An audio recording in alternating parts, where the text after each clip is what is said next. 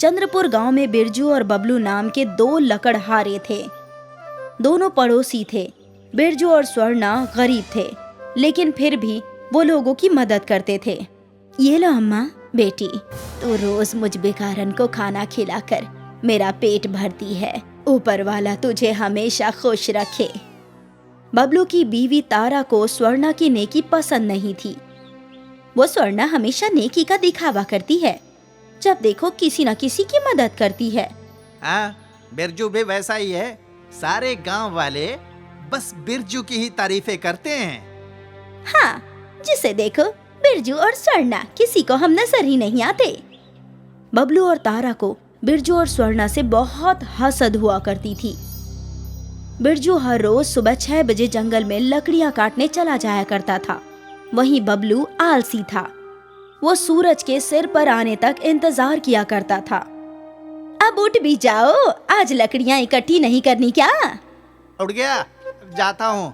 क्या ये रोज रोज जंगल जाओ और लकड़ियाँ काटो? अगर जंगल जाकर लकड़ियां नहीं काटोगे तो हमारा घर कैसे चलेगा? मैं तो ऐसी जिंदगी से ऊब गया हूँ। बबलू को काम करने का जरा भी दिल नहीं करता, फिर भी वो लकड़ियां काटने जंगल जाया करता था।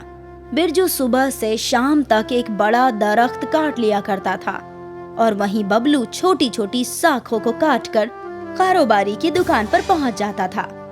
कारोबारी बड़े दरख्त की अच्छी कीमत दिया करता था, वहीं छोटी छोटी शाखों की कम कीमत मिलती थी।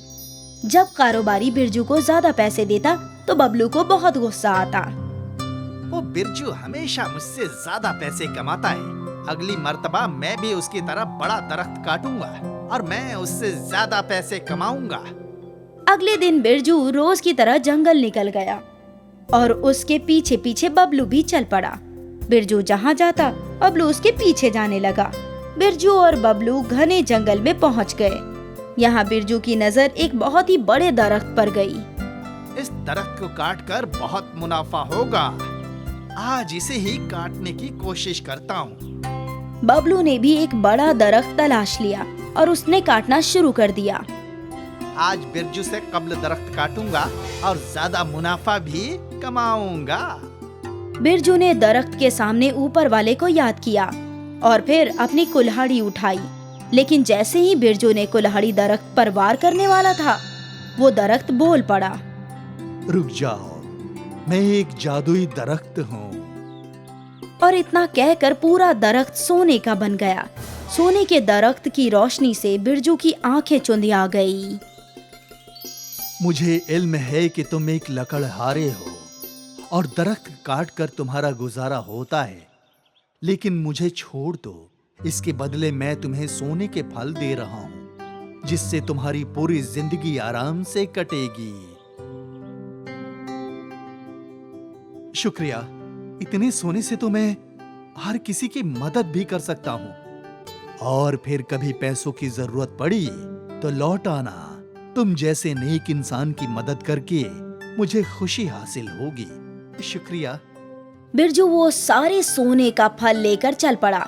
रास्ते में बबलू ने उसके हाथ में सोने के फल देख लिए।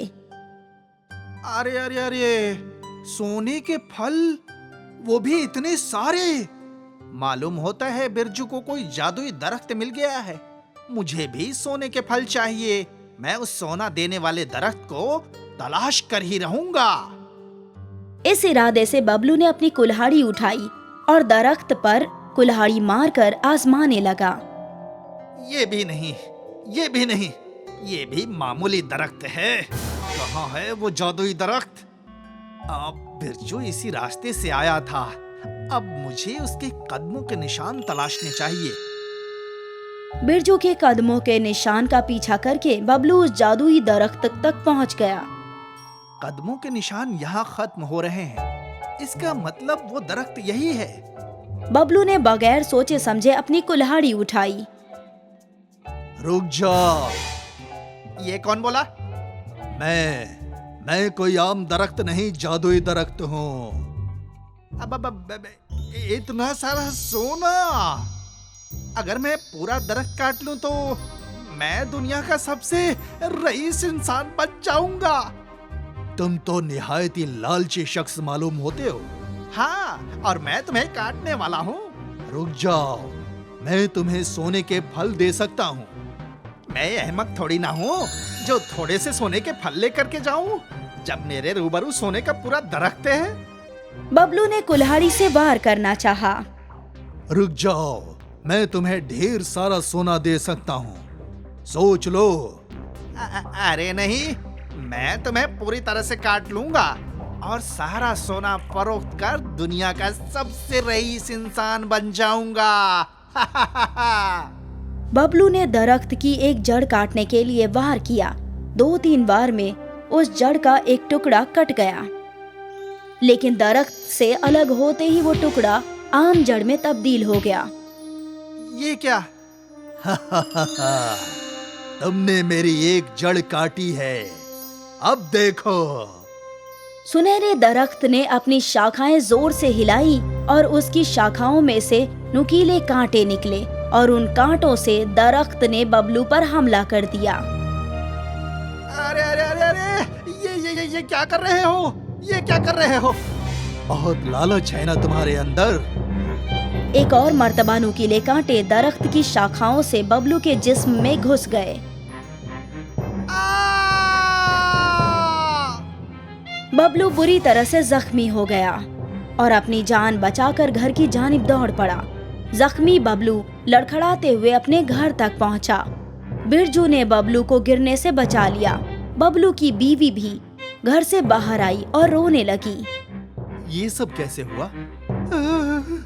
जादुई दरख्त ने मुझे मेरे लालच की सजा दी है।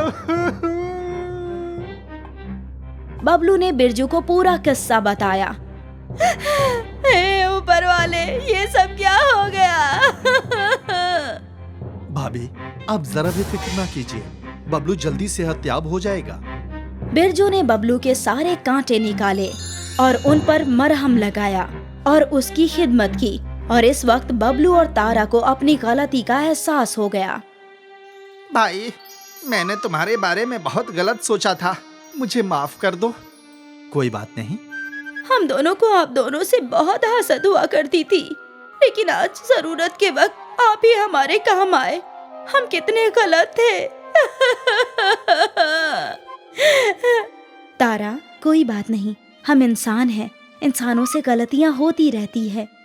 तुम दोनों को अपनी गलती का अफसोस है, यही काफी है। बिरजू को मिले हुए सोने से उसने सारे गांव वालों की मदद की और अब बबलू को उससे कोई परेशानी नहीं थी, ना कोई हसद थी। जादुई सोने के दरख्त ने बबलू को नेकी क्या होती है ये समझा दिया।